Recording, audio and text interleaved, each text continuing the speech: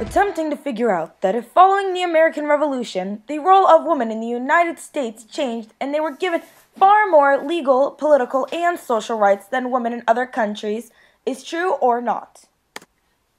So basically what this is saying is that after the American Revolution, they were giving more legal, political, and social rights to the women in the United States, which is more than women had in other nations. So what we were taught was that women who did heroic actions during the war were not recognized and still always seen as lower. Also that women didn't really start getting any rights until after the women's rights movement, which started in 1848, over 50 years after the war ended. What do you think about this? I don't know. We're going to find out. After figuring out the myth they're trying to bust, the first thing they did was talk to their teacher, Mr. Anderson, and he went about it by giving them primary and secondary sources, which was the thoughts of a man named Benjamin Rush, a photocopy of a textbook page, and a PDF of Chapter 9 of a textbook. After receiving the information, Jenna and Samantha grabbed some highlighters and started highlighting. In the document about Benjamin Rush, it says, "I cannot dismiss the subject of female education without remarking that the city of Philadelphia first saw a number of gentlemen associated for the purpose of directing the education of young ladies."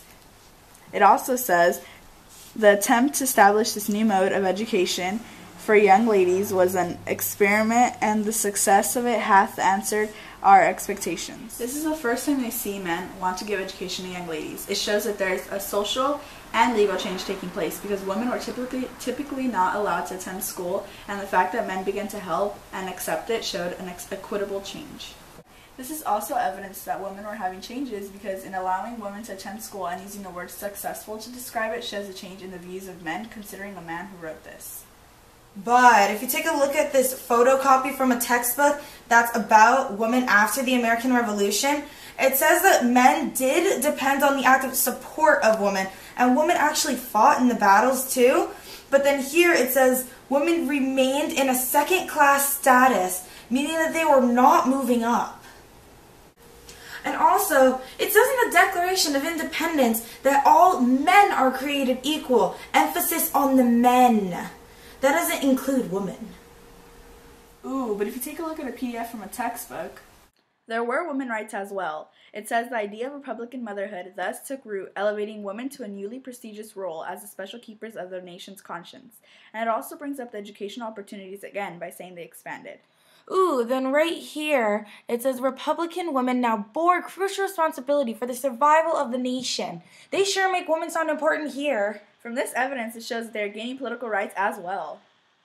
After thinking and scanning evidence, they came to the conclusion that this myth is plausible. Though they were gaining more political, social, and legal rights, they were still being permitted to a second social class. The status of women in the United States after the American Revolution did have more rights in some categories, but other nations also had rights for their women that may have been more superior to those of the United States at the time.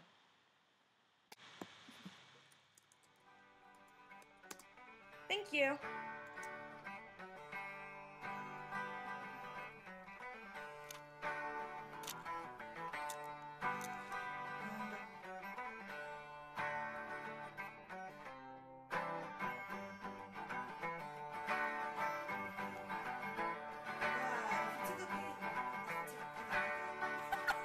Hey lady, you got the love I need.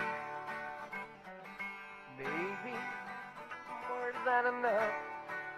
Oh, darling, darling, darling, walk a while with me. Oh, you got so much, so much.